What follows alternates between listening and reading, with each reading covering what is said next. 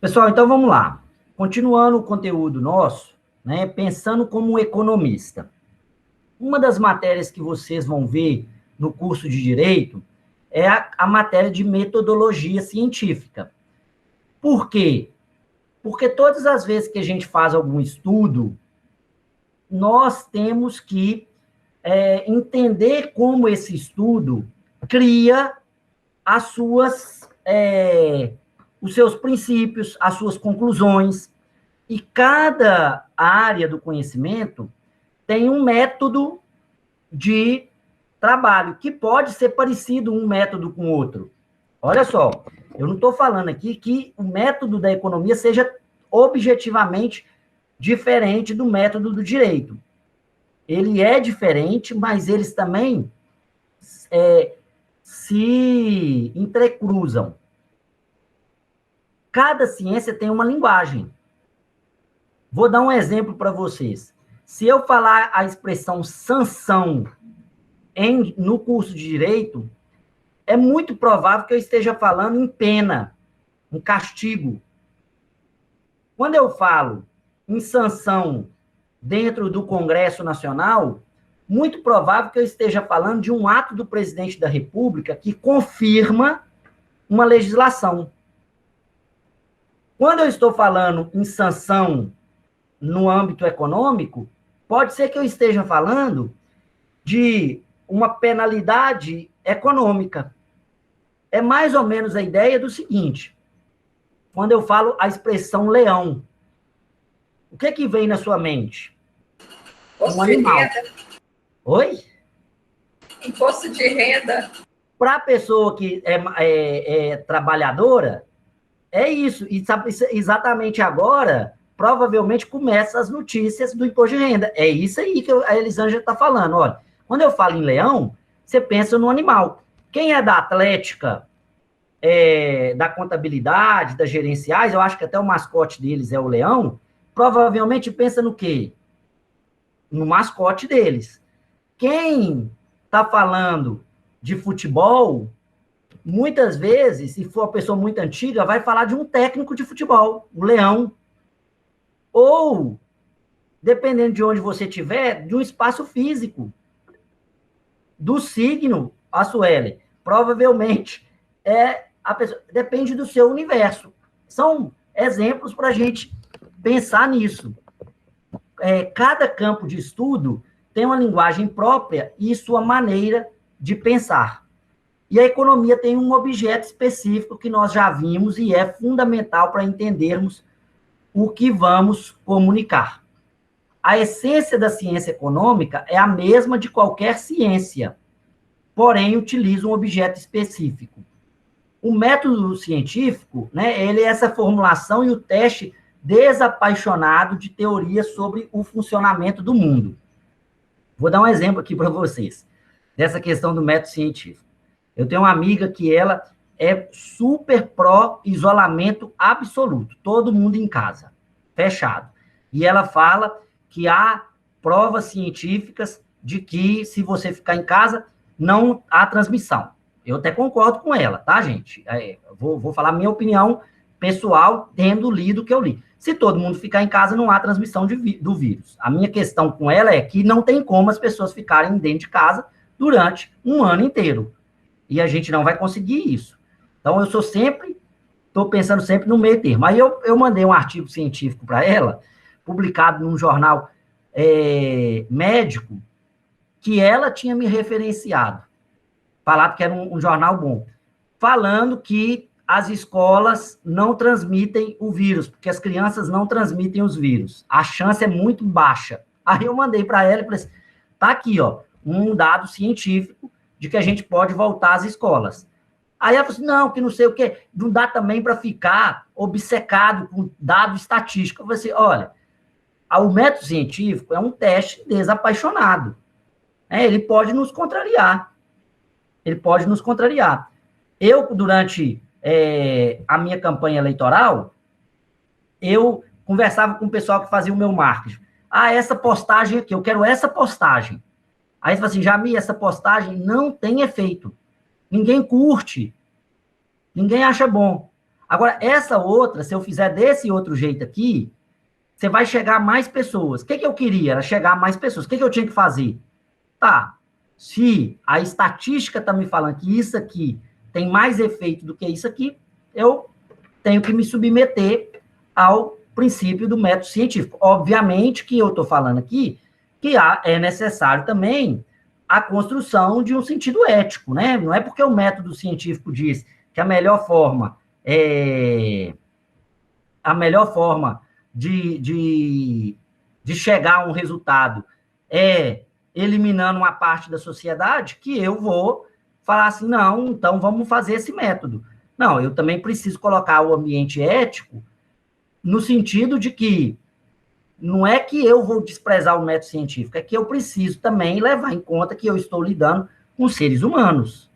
E eu também preciso passar um conjunto de valores, dependendo de onde eu estou. Por exemplo, eu que atuo na área jurídica e na área política, por mais que uma publicação possa ter uma eficiência muito grande e chegar a muitas pessoas, e as pessoas até votarem em mim por causa dessa publicação, eu tenho que pensar no meu conjunto de valores.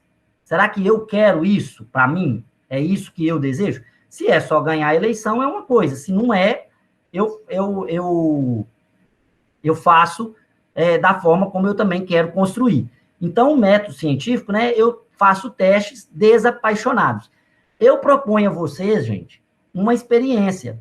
Pegar algo que vocês concordam muito, por exemplo, vamos colocar aqui, eu acredito que a maioria de vocês concordem com cotas na universidade.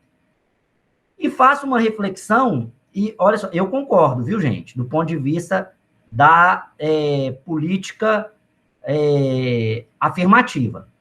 Depois, em outra aula, a gente pode... Eu fiz um TCC sobre isso quando eu fiz Ciências Sociais, eu leio muito sobre essa questão, mas depois a gente pode até debater. Agora, a questão é, se você é a favor, faça um exercício de observar argumentos contras. E se você é contra, faça exercício de observar argumentos favoráveis. E veja se você, de alguma forma, não flexibilizou um pouco a sua ideia. Por quê? Se você se você faz um afastamento, isso te ajuda a compreender a realidade. Professor, mas tem jeito da gente ser 0% apaixonado? Não tem jeito. Quando eu falo aqui que o método científico é uma formulação e o teste desapaixonado de teoria sobre o funcionamento do mundo, eu estou falando isso de uma perspectiva abstrata. Quando nós somos cientistas, nós continuamos sendo seres humanos. Tal como o juiz também não decide na neutralidade absoluta.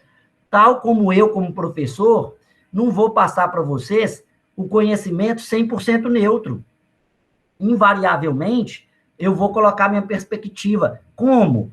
Ou eu vou me dedicar mais ao tema que eu gosto, ou eu vou passar de forma superficial no tema que eu não gosto, ou, inclusive, posso chegar ao extremo de, na verdade, nem explicar para você o tema que eu não gosto. Falar assim, não, esse autor aqui eu não gosto. Esse autor, eu não vou falar de Marx, porque eu não sou comunista. E simplesmente ignorar isso. Agora, esse não é um comportamento científico. O que nós precisamos fazer é entender que é preciso um afastamento. Eu consigo fazer um afastamento de 100%? Não. Não consegue. Então, o que você tem que buscar?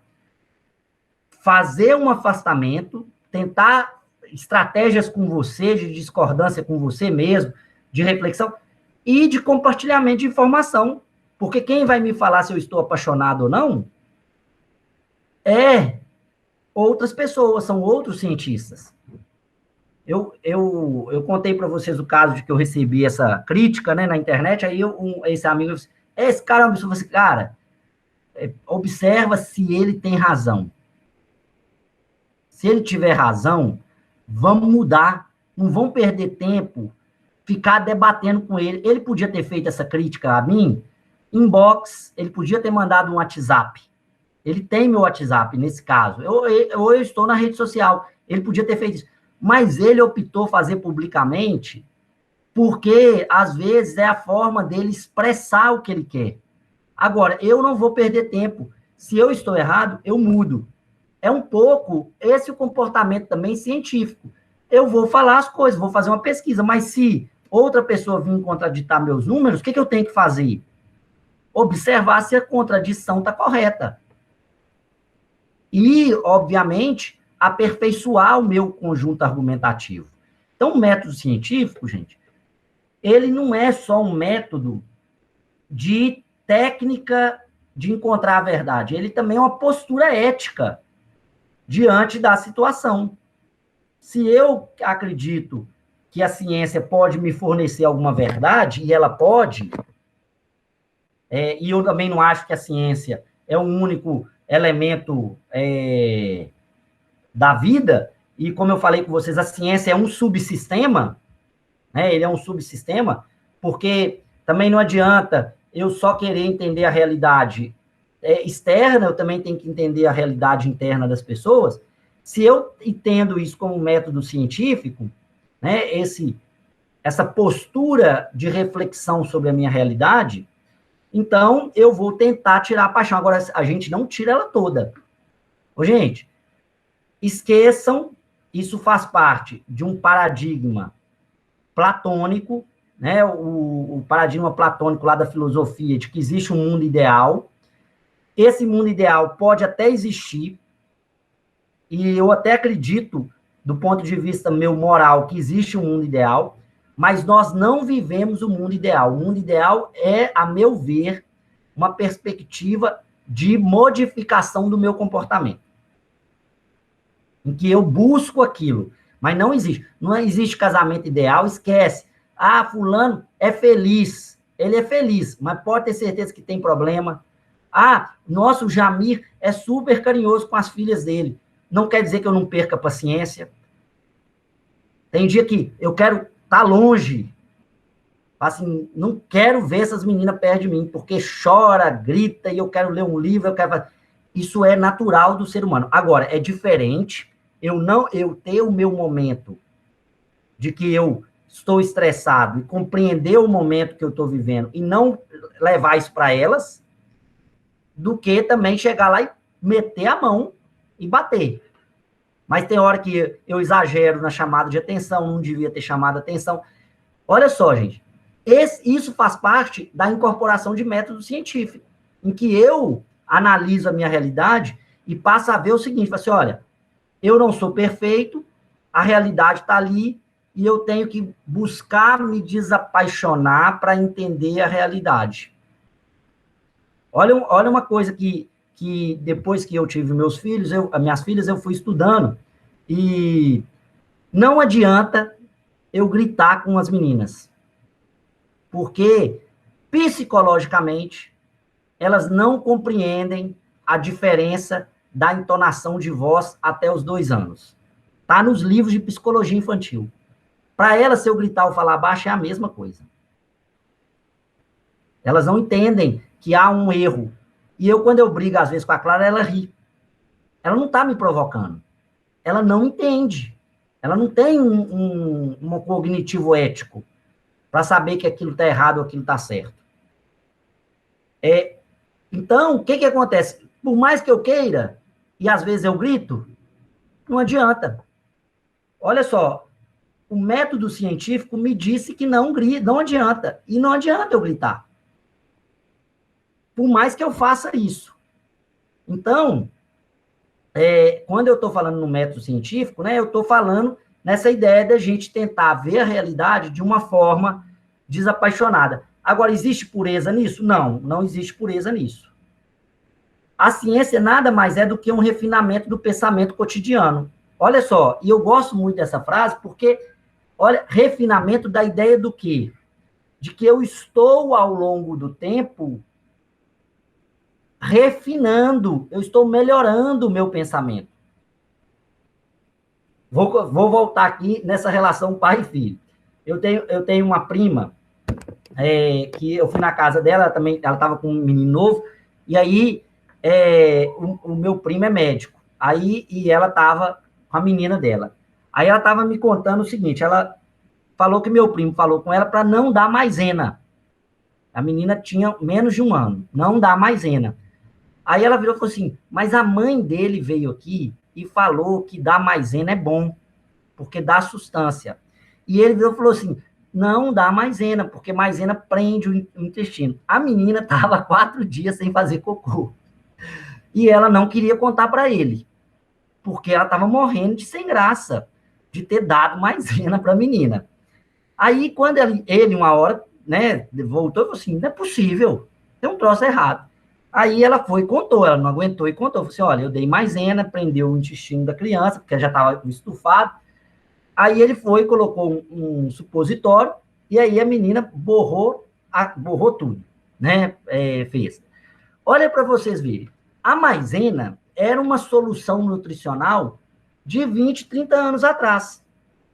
Hoje não se dá mais maisena para criança. Da fórmula. Eu vou refinando.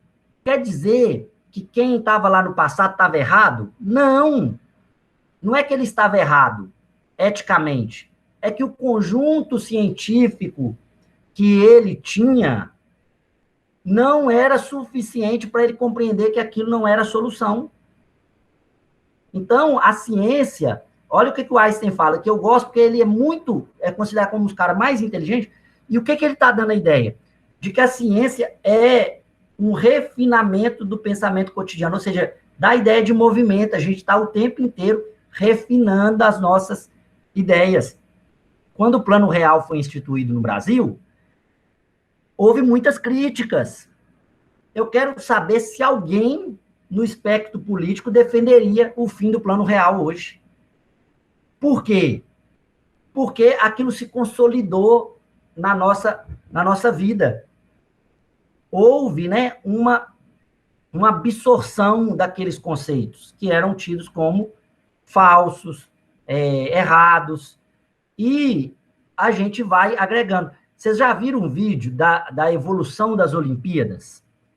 Se você pegar a ginástica rítmica em 1940 e a ginástica rítmica da última Olimpíada, ela é estrondosamente diferente.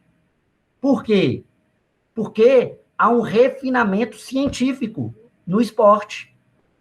Antigamente, o que a pessoa fazia? Ela abria a perna, e aquilo já era...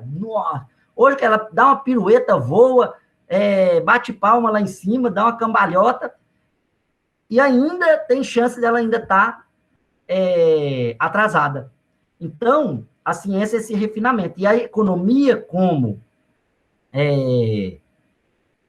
ciência, é esse refinamento do nosso pensamento cotidiano, em que a gente exclui aquilo que não dá certo e inclui aquilo que tem dado certo. E como uma ciência social, a economia, ela tem como objeto essas relações sociais entre indivíduos. E qual que é a dificuldade econômica? Qual que é a dificuldade das ciências sociais como um todo? É que há muitas variáveis. Há muitas causas para explicar um único fenômeno. Olha só, gente, eu gosto sempre de conversar com meus amigos que fizeram engenharia, e eles gostam de falar que eles são das ciências exatas. Aí eu pergunto para eles assim, mas por que vocês são das ciências exatas? Assim, porque nós falamos as coisas que são objetivas, elas são certas. Aí eu pergunto para eles assim, tá, mas vocês utilizam um número chamado número π, velho. Vocês têm um número π, o que é o número π? Aí eles falam assim, não, mas é porque é o seguinte, quando há muitas variáveis, eu tenho que isolar algumas para entender. Então, eu uso o número π. O número π, ele é, em si, um número que não é exato. E por que eles usam? Porque amplia o número de variáveis. Quanto mais complexa é a engenharia, mais ela vai utilizar de números irracionais, de números inexistentes, de números incertos. Olha só, gente, a própria ciência exata, que se diz exata, utiliza conceitos de números que não são exatos.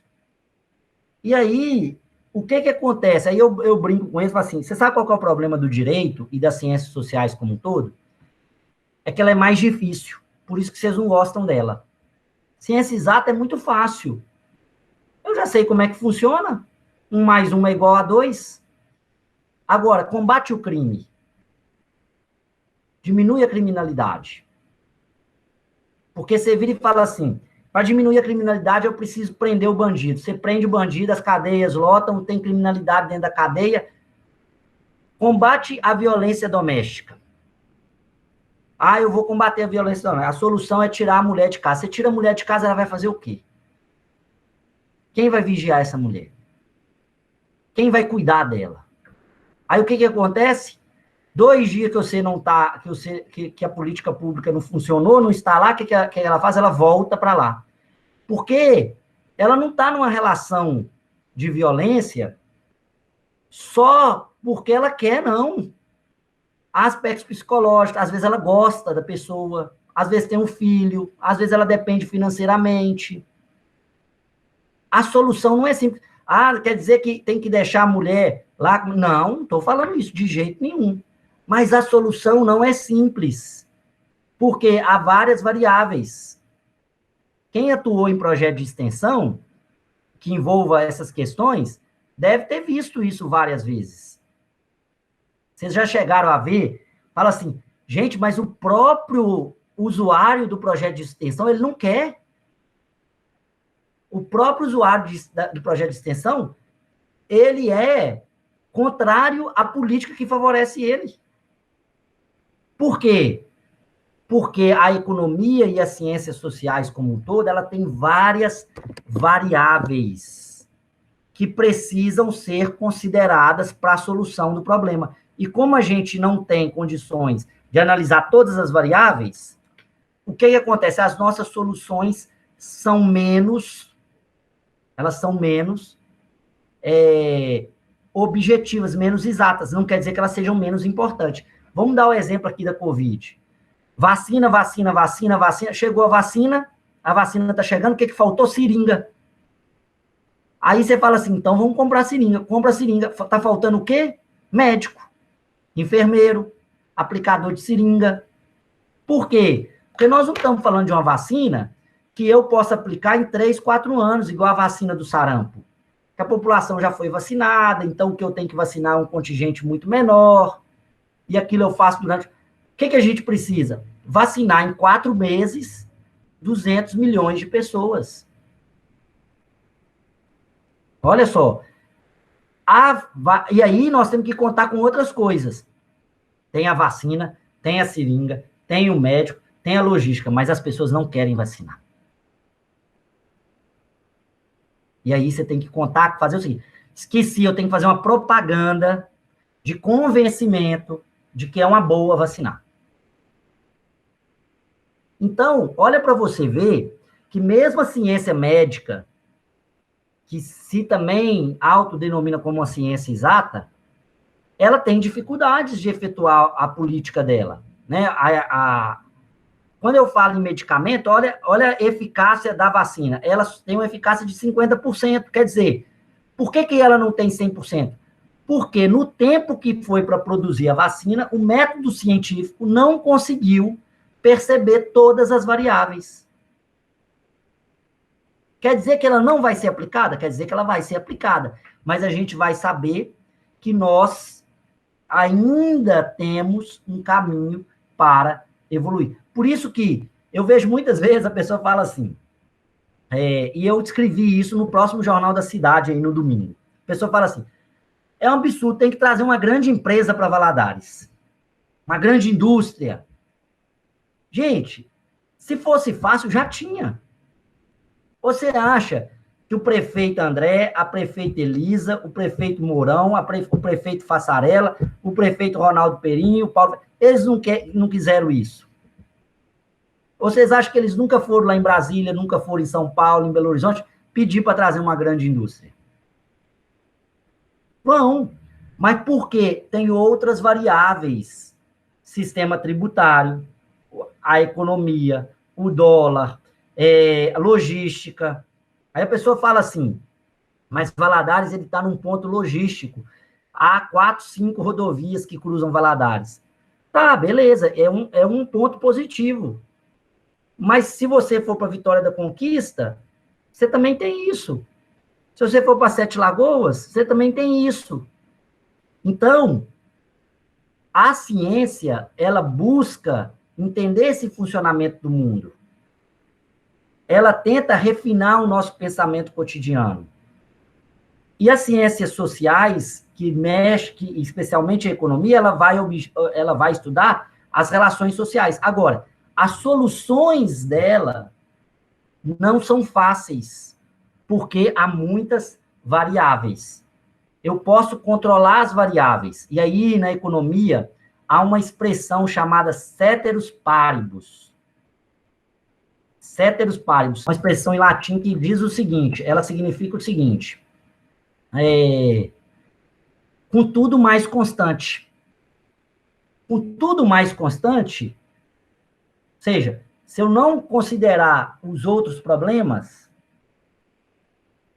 as coisas vão caminhar dessa forma. Vai dar certo. É igual viagem com criança. É assim. Se tudo for constante, ou seja, se elas fizerem cocô no horário certo, se mijarem, fizerem xixi no horário certo, se comerem no horário certo, vai ser uma viagem ótima. Só que há várias variáveis. O tempo, o clima, a viagem, a mudança de ambiente, isso tudo pode complexificar o ambiente. Vamos lá. Então, como que pensa um economista? Eu falei isso tudo aqui para vocês para explicar o seguinte. O economista, ele usa modelos e tipos. Quando eu falei aqui em micro e macroeconomia, eu falei em um tipo. O tipo micro e o tipo macro. Quer dizer que tudo que eu estudo em micro só envolve micro e tudo que eu estudo macro só envolve macro? Não. O pensamento econômico, ele envolve uma tipologia ou um modelo. Quando eu falo assim, o modelo que eu estou estudando é capitalista, ou o modelo que eu estou estudando é de mercado, não quer dizer que todos os capitalistas, os capitalismos e todos os mercados sejam iguais. A mesma coisa vale. Eu estou estudando um modelo comunista ou socialista. Não quer dizer que todos sejam iguais. Quer dizer que, dentro daquele contexto, daquelas características, aquele local tem mais daquelas características do que o outro. É um pouco, isso vale para todas as ciências da filosofia, das ciências sociais, vale para todas. Dessa parte, ainda mais das ciências humanas. Que a gente usa, na verdade, são modelos para que a gente possa compreender, ainda que parcialmente, a realidade. A gente possa perceber parcialmente a realidade. E aí, muitas vezes, a gente vê as pessoas falando assim, a democracia, e um debate enorme se um país é ou não democrático. E aí a gente fala assim, mas os Estados Unidos não é democrático, o Brasil não é democrático. Se nós formos pegar um conceito exato de democracia, ele não existe. E aí não existe um país que seja democrático, é um modelo, são as características. Quando eu falo em tipo, por exemplo, como é que eu sei, vocês já devem, vamos pensar aqui assim,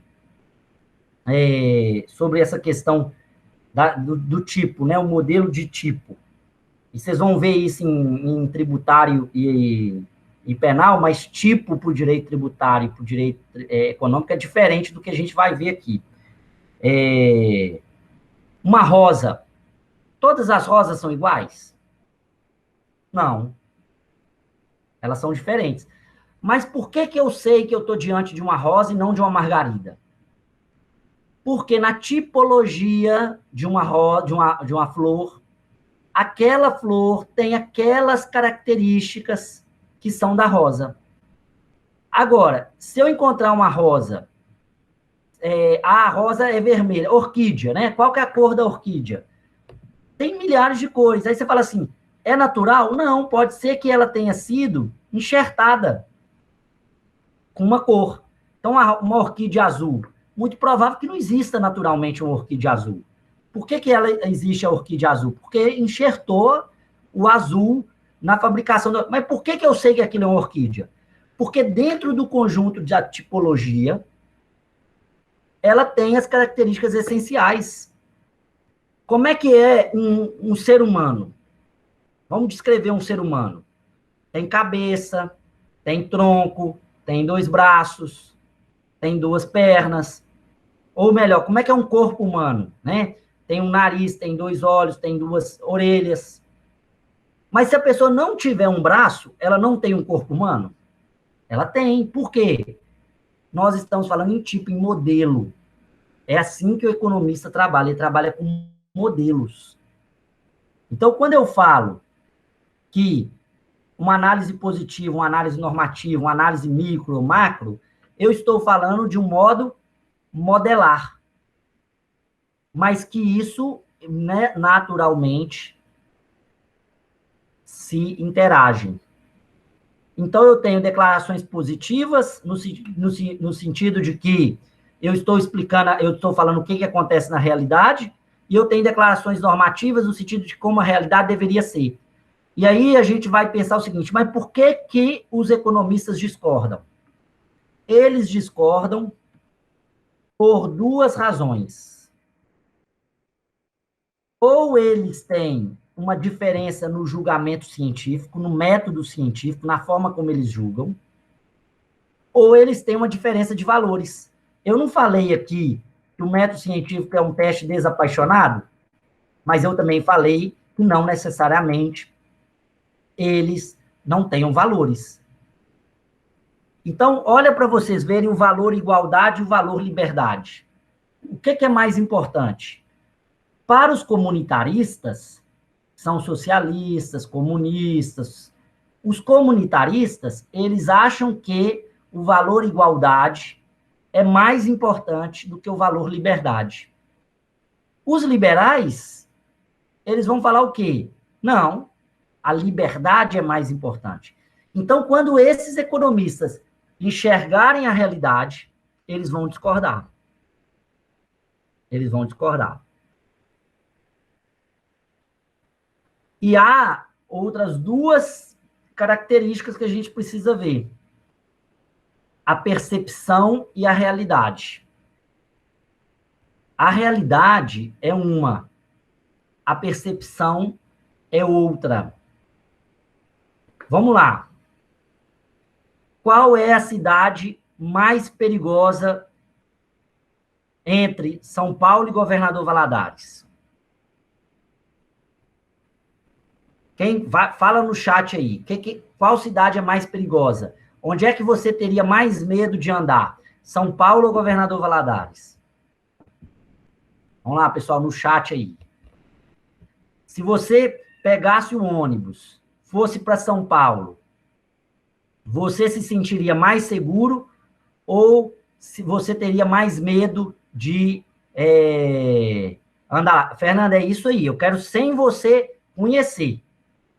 Eu quero saber o seguinte, o que você sente? Eu não quero saber como que funciona lá, não. Eu quero que você sente. Você deve estar na faixa aí de 18 a 25 anos.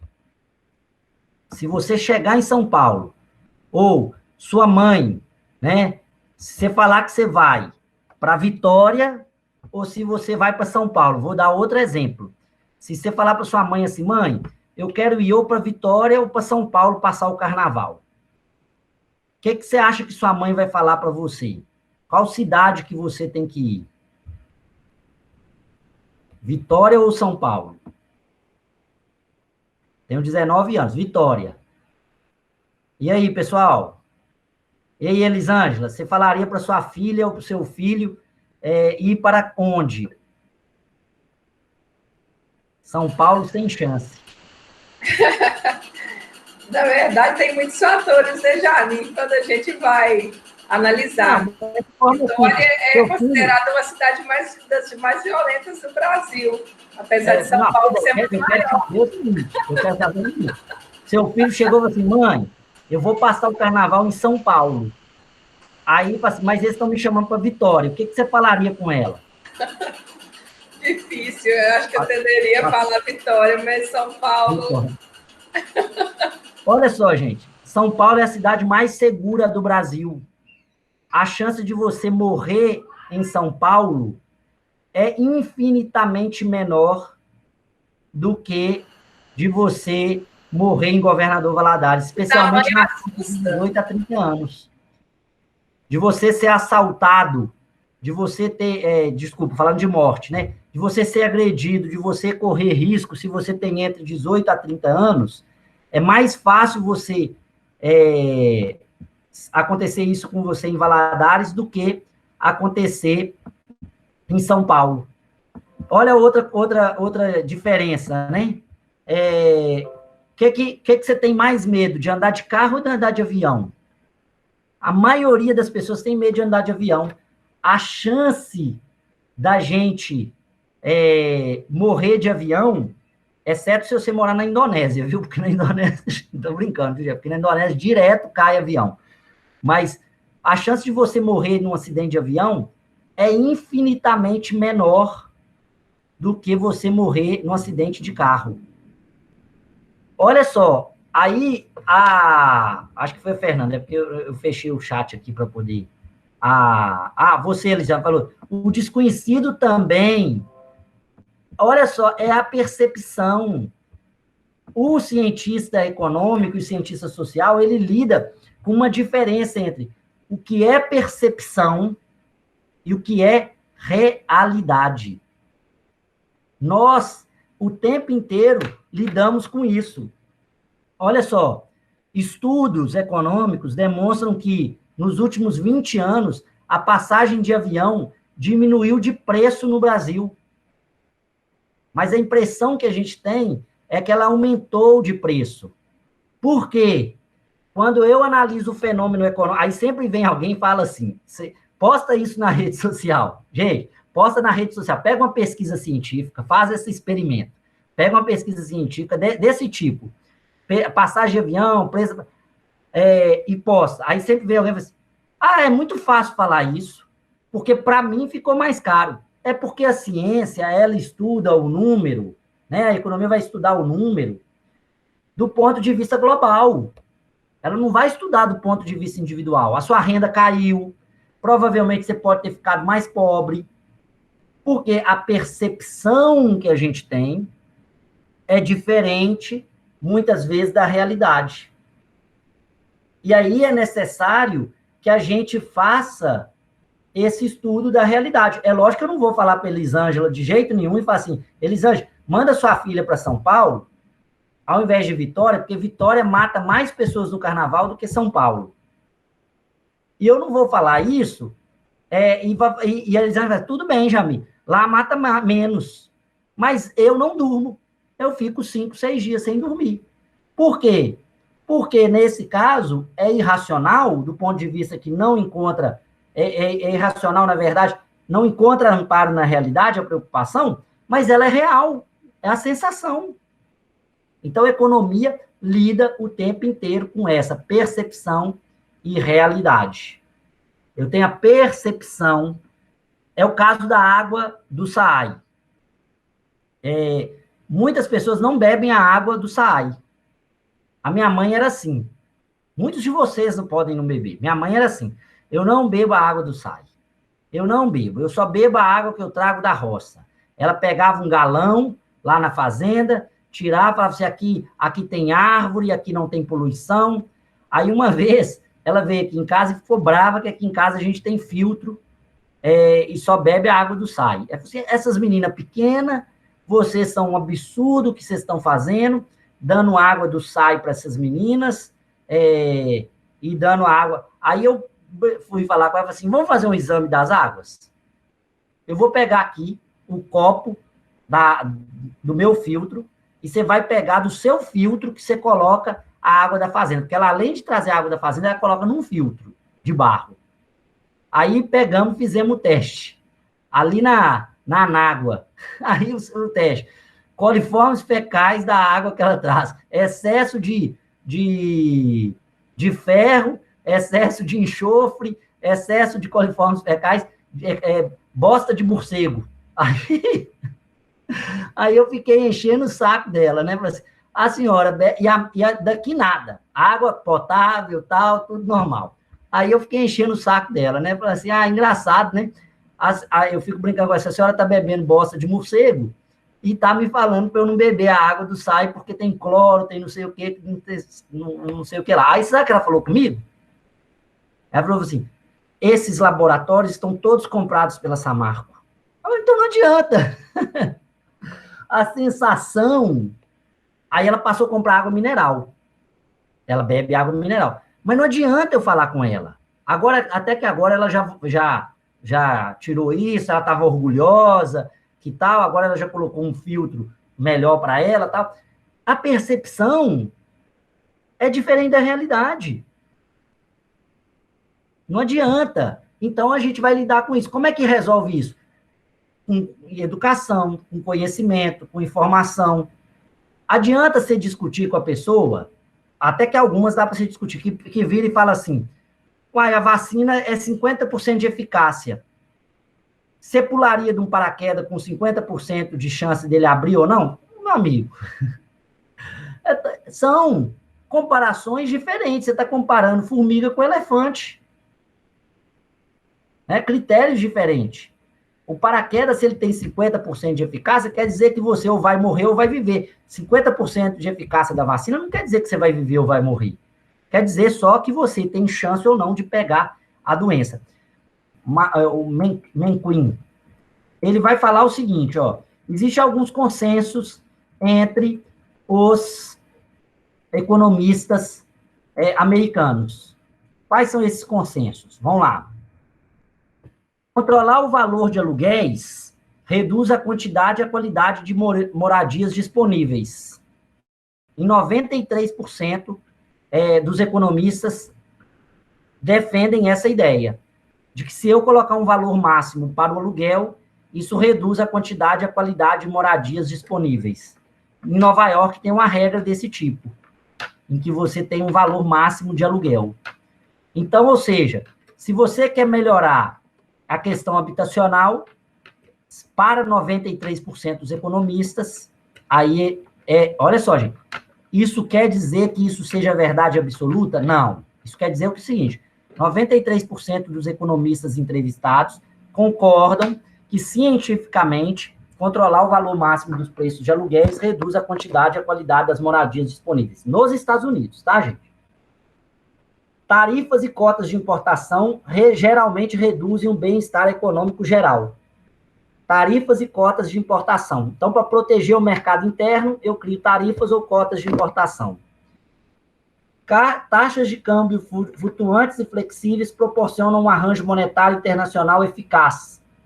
Ou seja, se eu deixar a moeda variar do jeito que o mercado quiser, igual o dólar e o real são hoje, né? Como é que é o real hoje?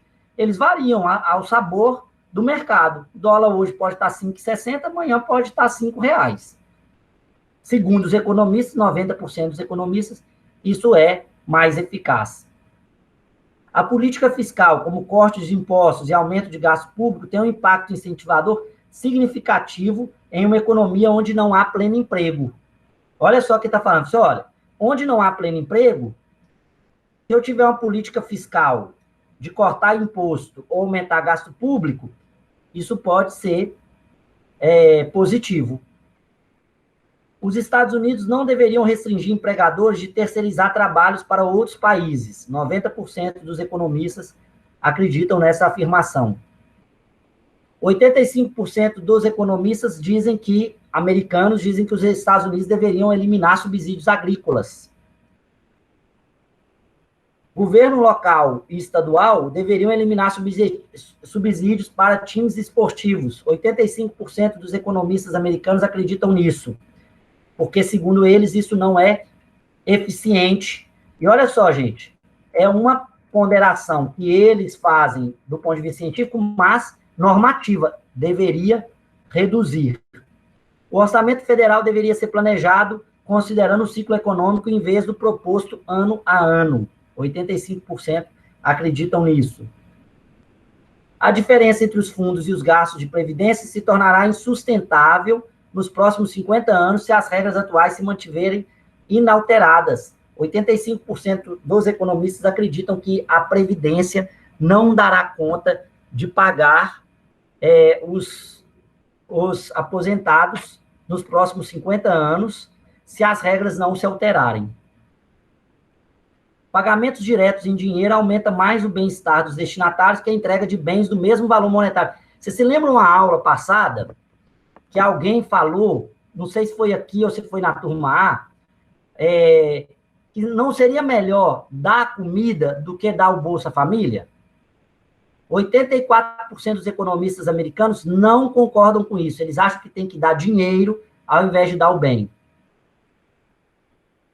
Porque, eu acho que essa ideia liberal, liberalista mesmo, né? Da liberdade da escolha, o que eu vou fazer com o meu dinheiro. Não é você que vai decidir o que eu vou comer.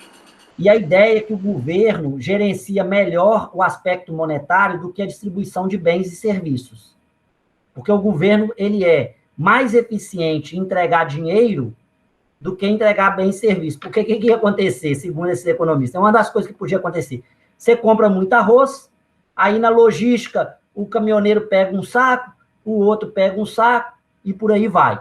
Tem corrupção também no entregar dinheiro? Tem, mas segundo 84% dos economistas americanos, isso aumentaria mais o bem-estar. Um grande déficit orçamentário federal tem um efeito adverso na economia. Segundo 83% dos economistas americanos, gastar mais do que arrecada vai gerar problema na economia. Um salário mínimo aumenta o desemprego entre trabalhadores jovens e menos qualificados. 79% dos economistas americanos acreditam que... Porque é o seguinte, gente, a gente tem salário mínimo. Isso já está na cultura brasileira. Mas isso não existe em todos os países, não, viu, gente? A Alemanha, por exemplo, não tem salário mínimo. Lá não tem um salário mínimo federal. Então, os economistas americanos acreditam que um salário mínimo aumenta o desemprego entre trabalhadores jovens e menos qualificados.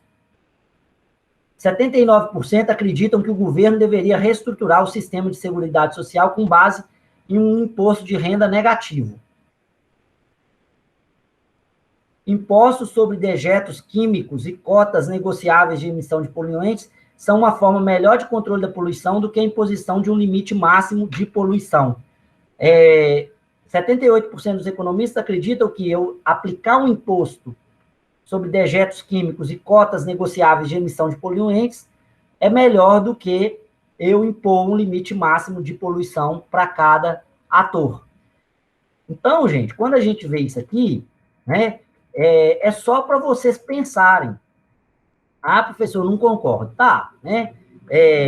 Tem coisa aqui que eu até suspeitaria, mas são coisas que os economistas americanos pensam como consensos.